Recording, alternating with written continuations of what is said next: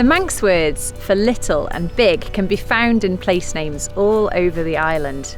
The word beg or veg, meaning little, is especially common on farms where at some point the younger generation have split off and built a new farmhouse on part of the land, forming a beg or little version of the farm.